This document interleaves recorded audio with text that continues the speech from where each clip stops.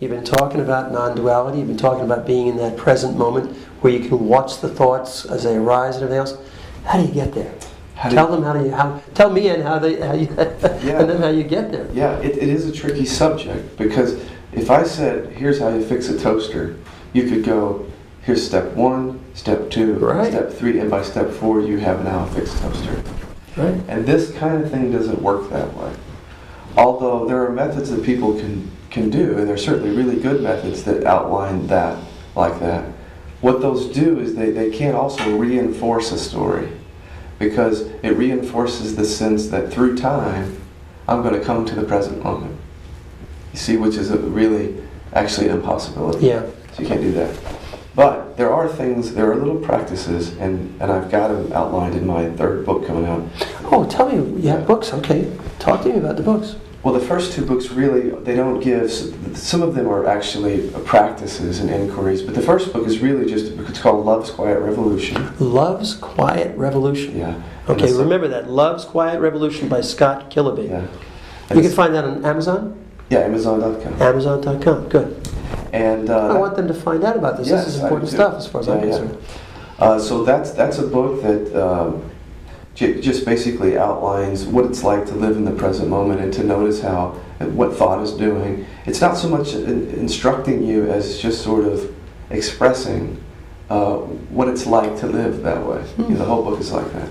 And the book is really about the fact that underneath all of this, of who we think we are and what we're doing with our minds, that our basic identity is like love, actually. That's actually who we are. It's a simple love. Like love or love? Well, not like the love that we normally think of in terms of romantic love, like I'm in love with you, but it's more like just a love of being here, life, So it's not like, I love my brother. It's not like that. It's a love of life. It's love of what is, of reality of life, what's happening. It's very natural, so you can't. But anyway, that's the first book. The second book is called Reflections of the One Life, and it's just a book of daily reflections that are actually a little more instructional.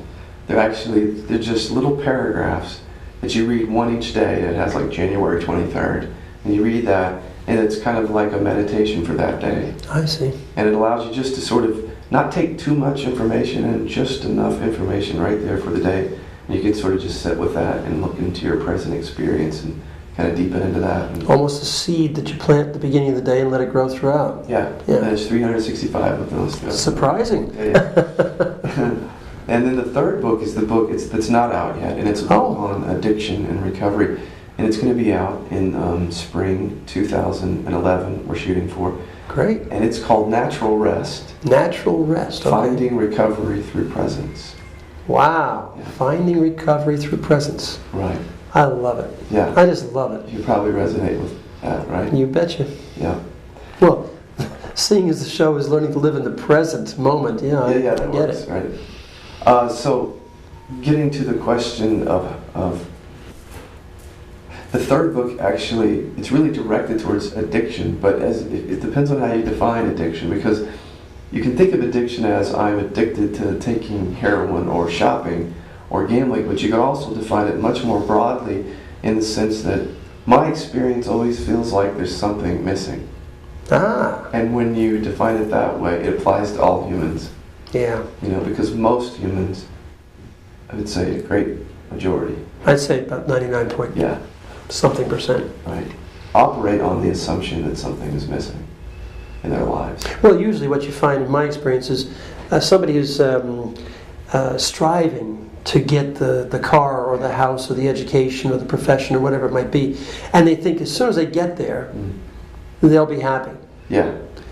Because something's been missing, just like you said, all along. Yeah. So they think that's the goal. Yeah. So they shoot for the goal, and once they get there, they go, but I still feel that. What's going on?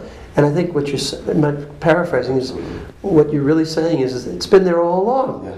It's just that you didn't know. You thought it was something outside of yourself instead of within. That's what I'm getting from you right now. That's right. And even that can sound somewhat esoteric for people when we talk about that, because we're talking about it. Because it's not like, here's how you do it. You go 1, 2, 3, 4, and at 4 you have it. It's not really like that. Well, how is it? That was the question I asked originally. How do you get there? Yeah. How do you get there? Let's put it that way. The book has a specific method, which is just called natural rest. So the first thing that I invite people to do is, as best you can, literally, anytime you think about it during the day, is take a moment of resting as best you can in thought-free presence. Now, at first that can be really a struggle. We understand that. I'm smiling about that because I understand that very well. Yeah. But there's an old Dzogchen practice called short moments. And what's it called? it's a Dzogchen practice called short moments. What's Dzogchen? I've never heard of that. Dzogchen is a type of Buddhism. Oh, okay. And actually it's an ancient teaching, and some modern teachings are using it. But short moments basically is the idea that presence, what we're talking about, or awareness, is actually always here. Right. But we don't know it. So by taking short moments, you take just one moment where you allow all of your, like let's say we're in this room, and what the mind does is it conceptualizes this experience. It says, I'm Scott, you're Ted, we're having a conversation on camera, and we're human beings, and we're in New York City, and all of this stuff, which are like labels that we're placing on this experience, like an overlay. Almost to define, so we have some sort of grounding and we know where we are. Which actually is very functional and intelligent. Sure. So we don't. It's not a bad thing. No. But we've taken these concepts to be reality. We've taken it, and so by taking a moment and resting in quietness, just as you did in that moment. Right now, Yeah.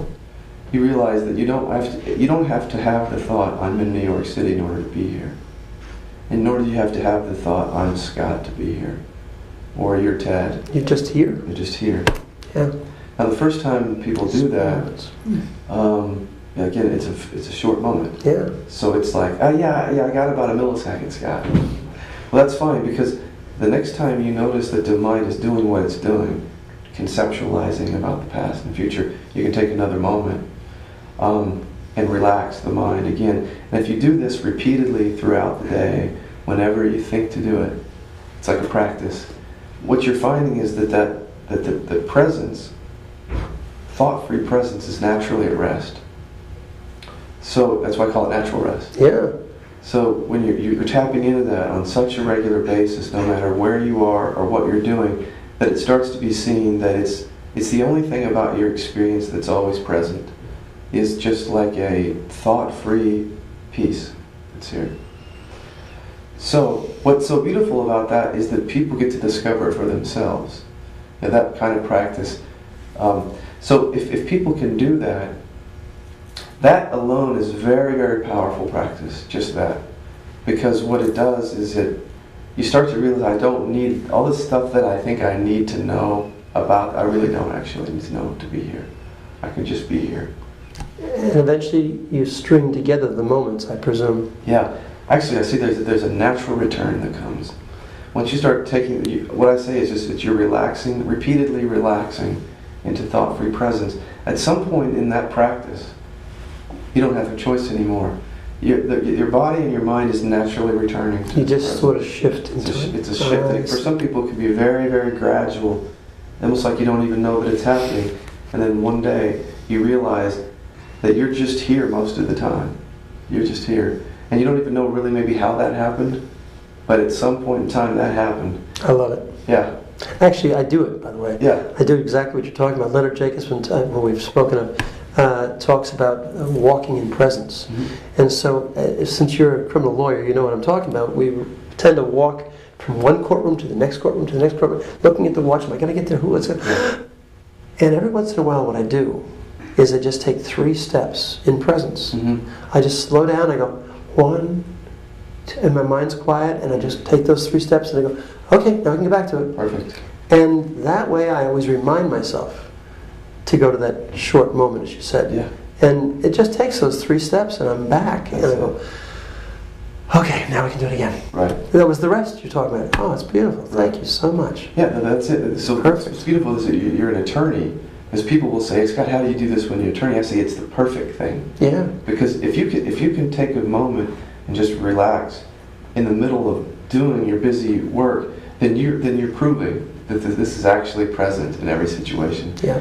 And it's a self-confirming practice because you realize that it's always here. Now, I know that some people struggle with taking moments in the beginning. So the book has all sorts of inquiries that you can do. That's great. There are all sorts of questions about, what beliefs are you holding, what positions, what viewpoints are you holding, and it allows you to sort of lay those out on a piece of paper and to kind of look at it, and it gives you little tips and hints about how to look at that differently, and then that allows you to take those moments. There's all sorts of... Oh, so it's like prompts in a way. There are all sorts of things throughout That's the book. great. Yeah.